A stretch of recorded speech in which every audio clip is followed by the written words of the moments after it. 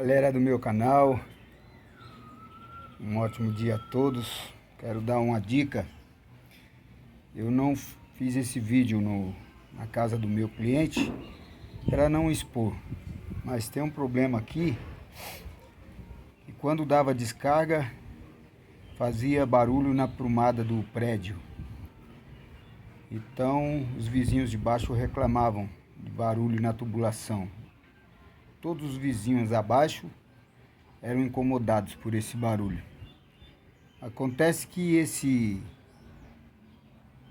reparo da hidra, ele mesmo quebrado, ele fica funcionando perfeitamente na válvula.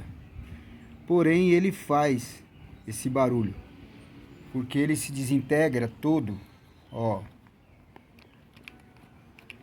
Tá quebrado, ó. Tá totalmente partido. Essa cabeça aqui partiu, ó. Se soltou daqui.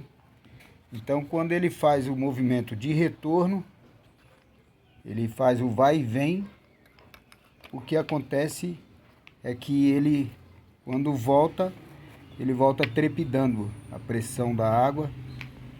Como ele não tem o eixo para centralizar perfeitamente, ele volta com movimentação no eixo.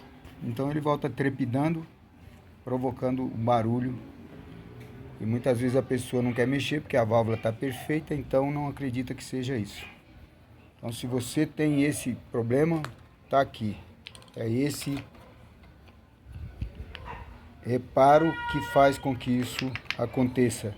Na maioria, em 100% das vezes, praticamente. Não 100%, 90%. Tá bom? Espero ter ajudado. Então, quando trocar, e quando for trocar também, galera, aproveitando, muito cuidado para não esquecer essa pecinha lá dentro, porque quando ele quebra, você retira esse embolo e essa peça fica lá dentro. Você tem que enfiar uma chave de fenda aqui nesse buraquinho, movimentar ele para um lado e para o outro, para que ele venha com a chave de fenda nesse movimento aqui, você tira ele para fora, tá bom? Espero ter ajudado. Um ótimo dia a todos.